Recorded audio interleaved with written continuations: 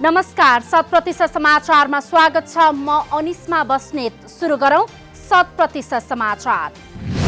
उपत्यकाको मुख्य र लामो जात्राको रूपमा परिचित रातो मछिन्द्रनाथको रथ जात्रा अन्तर्गत भोटो जात्रा सम्पन्न। ललितपुरको जाउलाखेलमा सम्पन्न जात्रामा राष्ट्रपति विद्यादेवी भण्डारीको उपस्थितिमा भोटो देखाइयो। राष्ट्रपति भण्डारी लगायत राज्यका उच्च पदस्थ व्यक्तिहरूको उपस्थितिमा भोटो देखाउने रहेको छ परम्परा।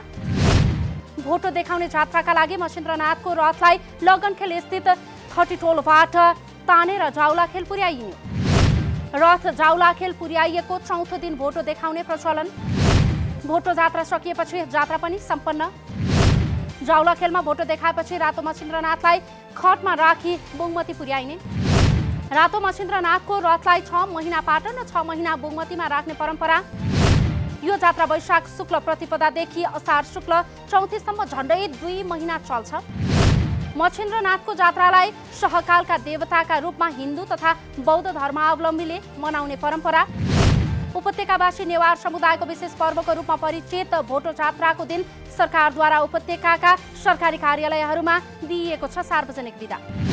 प्रधानमन्त्री एवं नेपाली कांग्रेसका सभापति शेरबहादुर देउवा र लोकतान्त्रिक समाजवादी पार्टीका अध्यक्ष महन्त ठाकुर बीच भेटवार्ता।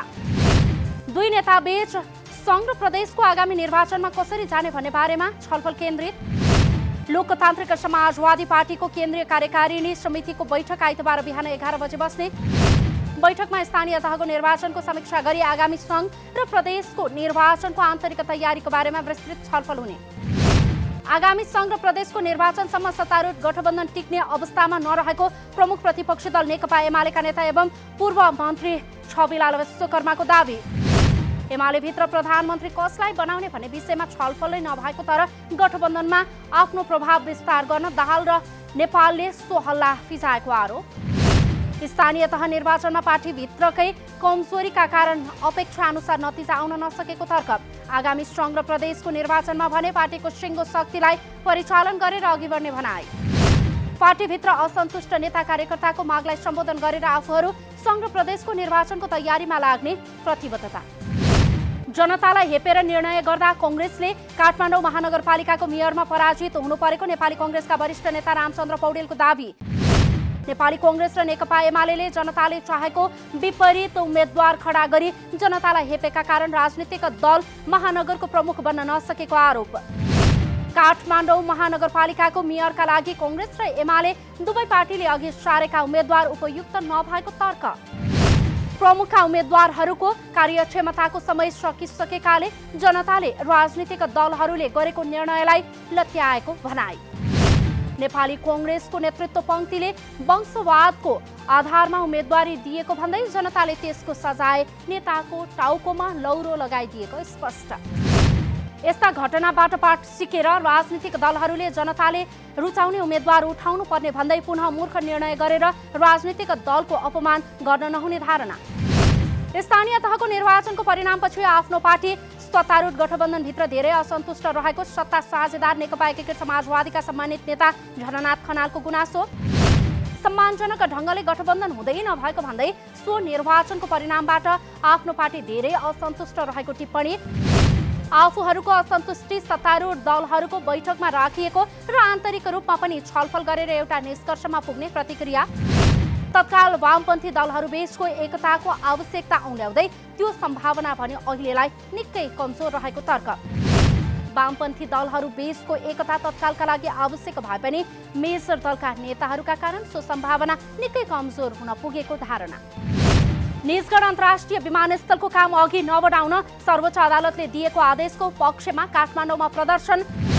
प्रभावित क्षेत्र टाँगी आवासीद्वारा काठमाडौँको माइती घरदेखि नयाँ बानेश्वरसम्म रियाली सहितको प्रदर्शन गर्दै सर्वोच्च अदालतले दिएको सो फैसलाको पक्षमा ऐक्यबद्धता।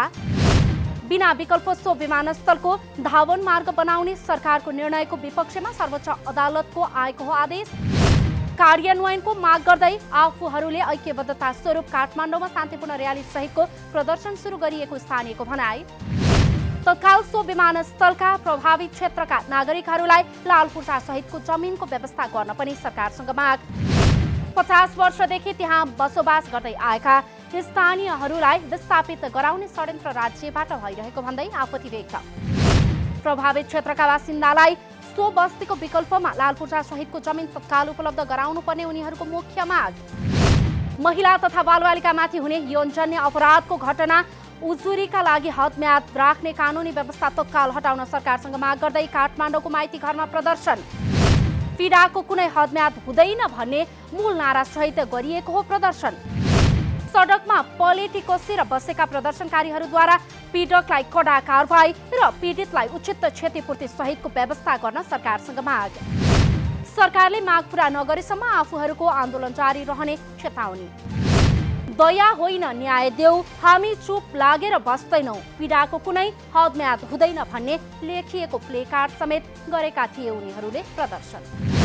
अर्थमन्त्री जनार्दन शर्माद्वारा निजगढ अन्तर्राष्ट्रिय विमानस्थल बनाउने प्रतिबद्धता व्यक्त। निजगढ विमानस्थल निर्माण यसै वर्षदेखि सुरु हुने दावी। काठमाडौँ महानगरपालिकाका प्रमुख बालेन्द्र शाह र नेकपा माओवादी केन्द्रका अध्यक्ष पुष्पकमल दाहाल बीच भेटवार्ता। शनिबार बिहान दाहाल निवास कुमलटारमा प्रमुख शाहले गर्नुभएको दाहालसँग भेटवार्ता। भेटका क्रममा स्वतन्त्र उम्मेद्वारको रूपमा विजयी बालेनलाई बधाई दिँदै माओवादी अध्यक्ष दाहालद्वारा शाहको जित क्रान्ति भएको ठहर। बालेनले पहिलो पटक सबैलाई मिलाएर सहकार्य गर्ने काम गरेको भन्दै दाहालद्वारा प्रशंसा। भेटमा काठमाडौँ उपत्यकाको फोहोर व्यवस्थापन लगायत समग्र विकासका विषयमा पनि कुराकानी भएको जानकारी। नगर प्रमुखमा निर्वाचित भएपछि शाहले प्रधानमन्त्री शेरबहादुर देउवा, एमाले अध्यक्ष केपी शर्मा ओली लगायतसँग गरिसक्नु भएको छ। यसअघि नै भेटवार्ता।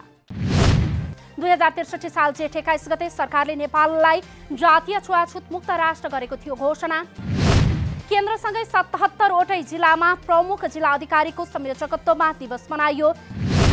जातीय भेदभाव तथा छुवाछुत कसुर र सजाय ऐन भए पनि त्यसको प्रभावकारी कार्यान्वयन हुन नसक्दा व्यवहारमा पनि विभेद हट्न नसकेको निष्कर्ष। नेपाललाई छुवाछुत मुक्त राष्ट्र घोषणा गरेको 15 वर्ष बित्दा पनि व्यवहारमा भने छुवाछुत र विभेद हट्न सकेन। दिवसका अवसरमा राष्ट्रपति विद्यादेवी भण्डारीद्वारा जातीय भेदभाव तथा छुवाछुत अन्त्यका लागि कानुनको प्रभावकारी कार्यान्वयन गर्नुपर्नेमा जोड। सामाजिक चेतना र जागरण अभिवृद्धिका लागि क्रियाशील रहन तीनै तहका सरकार र सरकारवाला निकायलाई आग्रह। जातीय भेदभाव र छुवाछुत सामाजिक रूपमा अनैतिक, अमानवीयसँगै गम्भीर अपराधजन्य कार्य भएको प्रधानमन्त्री शेरबहादुर देउवाको भनाई।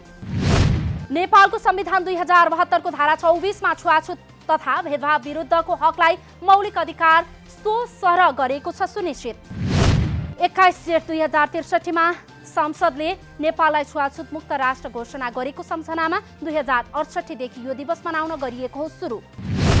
59 वर्ष अगाडि नै विक्रम सम्वत 2020 मा तत्कालीन राजा महेन्द्रले मुलुकी ऐनमा छुवाछुत र भेदभाव गर्न नपाइने कानुन ल्याएको छ इतिहास। उक्त कानुनको प्रभावकारी कार्यान्वयन नभएकाले व्यवहारमा भने जातीय भेदभाव कायमै। जातीय भेदभाव तथा छुवाछुत कसुर र सजाय ऐन भए पनि त्यसको प्रभावकारी कार्यान्वयन हुन नसक्दा व्यवहारमा विभेद हट्न सकेन। जलवायु परिवर्तनको असरलाई कम गर्न होटलमा प्लास्टिक जन्य वस्तुको प्रयोग रोकेको होटल एसोसिएसन नेपाल हानका उपाध्यक्ष विनायक शाहको भनाई। हानले यही जेठ 18 गतेबाट होटलमा प्लास्टिक जन्य वस्तुको प्रयोग बन्द गर्ने गरेको थियो अभियान सञ्चालन। जलवायु परिवर्तनमा सबैभन्दा धेरै असर प्लास्टिकको कारण भएको भन्दै प्रदूषण घटाउने क्लाइमेट चेन्जको असरलाई कम गराउँदै जाने लक्ष्य रहेको जानकारी। जेठ 18 गतेबाट नो टु प्लास्टिक भन्ने नारासहित अभियान सञ्चालन गरिएको भनाई। 2024 सम्ममा होटलमा आउनेहरूलाई प्लास्टिक जन्य वस्तु बेगर सेवा दिने काम सफल गर्ने लक्ष्य। प्लास्टिक भन्दा प्राकृतिक कुराहरू केही मात्रामा महँगो भए पनि यसले धेरै फाइदा गर्ने तर्क। ग्राहकलाई न्यूनतम हुने गरेर होटलका कोठामा प्राकृतिक कुराहरूको प्रयोगमा जोड दिने उद्देश्य। प्लास्टिक फ्री सामानहरू पनि टेस्टेड क्वालिटी सर्टिफिकेसन भएको हुने धारणा। कपिलवस्तुमा गुडरुङ सिँचाइ योजनाको बाद निर्माण भएको 8 वर्ष बिता पनि नहर निर्माण हुन सकेन। वन कार्यालयको अवरोधका कारण नहर निर्माणको काम रोकिँदा किसानहरू सिँचाइ सुविधाबाट वञ्चित। वन कार्यालयको अवरोधका कारण 7 करोड 51 लाख रुपैयाँको लागतको गुडरुङ सिँचाइ योजना अन्तर्गत नहर निर्माणको काम रोकियो। बाँध निर्माण भएको 8 वर्ष बितिसक्दा पनि नहर निर्माणको काम बीचैमा रोकिँदा कपिलवस्तुका किसान वन कार्यालय प्रति आक्रोशित। देशमा संघीय संरचना निर्माण भए तीनै तहका सरकार भए पनि यो सिँचाइ आयोजना बेवारिसी। रुसी सेनाको नियन्त्रणमा रहेको आफ्नो प्रमुख सहर सेभेरोडोनेट्स्कको केही भाग पुनः आफ्नो कब्जामा लिएको युक्रेनको दावी। पूर्वी सहरको 70% भाग रुसको हातमा परेको भनाई। रुसले ओडेसा नजिकै युक्रेनी सैन्य विमान खसालेको गरेको छ दावी। रुसद्वारा आफ्नो सेनाले ओडेसाको ब्ल्याक सी बन्दरगाह नजिकै हतियार र गोलाबारी बोकेको युक्रेनी सैन्य यातायात विमानलाई खसालेको गरेको हो पुष्टि। युरोपेली संघद्वारा रुसबाट हुने इन्धन आयातमा प्रतिबन्ध। रुसले युक्रेनमाथि आक्रमण गरेको 100 दिन पूरा हुँदा पनि आक्रमण नरोकिएकाले इन्धन आयातमा औपचारिक रूपमा प्रतिबन्ध गरिएको जानकारी। रुसबाट इन्धन आयात प्रतिबन्ध लगाउनु पर्ने विषयमा यसअघि भएको थियो लामो छलफल र बहस। दुई देश बीचको युद्धले विश्व राजनीति र अर्थतन्त्रमा परेको छ नकारात्मक असर। मलेसियामा आयोजना हुने एसीसी महिला टी20 च्याम्पियनसिपका लागि नेपाल क्रिकेट संघद्वारा अन्तिम चरणको बन्द प्रशिक्षणका लागि 19 सदस्यीय नेपाली टोलीको घोषणा। मलेसियामा आयोजना हुने प्रतियोगिताका लागि अन्तिम चरणका लागि यो नेपाली टोलीको गरिएको घोषणा। अन्तिम नामावली घोषणा पूर्वको टोलीमा एपीएफकी रेखा रावललाई प्रशिक्षणमा बोलाइयो। गण्डकी प्रदेशबाट क्रिकेट खेल्दै आएकी मनिषा उपाध्याय पहिलो पटक राष्ट्रिय टोलीको क्याम्पमा सहभागी। ईश्वरी विष्ट र ममता चौधरीलाई पनि बोलाइयो प्रशिक्षणमा। केही साता अघि सिनियर टोलीबाट युगान्डा विरुद्ध डेब्यू गरेकी हिरमन राय भने टोलीमा परिणन। प्रतियोगिता जुन 17देखि 25 सम्म मलेसियामा हुने। 10 टोलीले सहभागिता जनाउने प्रतियोगितामा आयोजक मलेसिया सहित Nepal, Bahrain, Bhutan, Hong Kong, Kuwait, Singapore, Oman, Qatar र संयुक्त अरब इमिरेट सहभागी। एसीसीको आयोजनामा हुन लागेको प्रतियोगितामा 10 टोलीलाई 2 समूहमा गरिएको छ विभाजन, जस अन्तर्गत नेपाल रहेको छ समूह बीमा। नेपाल सम्मिलित समूहमा रहेका छन् बहराइन, भुटान, हङकङ र कुवेत। आईसीसी अन्डर 19 महिला टी20 विश्वकप एसिया छनौटमा युएसँग नेपालको लज्जास्पद हार। मलेसियाको यूकेएम ओभलमा शनिबार भएको खेलमा नेपाल युएसँग 10 विकेटले पराजित। जितको लागि 9 रनको विजय लक्ष्य पछ्याएको युएले 1 ओभर 1 बलमा बिना विकेटको क्षतिमा 9 रन जोड्दै पूरा गरे लक्ष्य। युएको जितमा थिर्था सतीशले अभिजित 4 तथा लाभान्या केनीले अभिजित बनाइन् 3 रन। टस जितेर पहिला ब्याटिङ गरेको नेपालले 8 ओभर 1 बलमा अलआउट हुँदै मात्र जोडेको थियो 8 रन। नेपालका 6 खेलाडीले खोल्न सकेनन् खाता। नेपालले तेस्रो खेलमा सोमबार भुटानसँग खेल्ने रहेको छ तालिका। 100% समाचार अहिलेलाई यति नै। नमस्कार।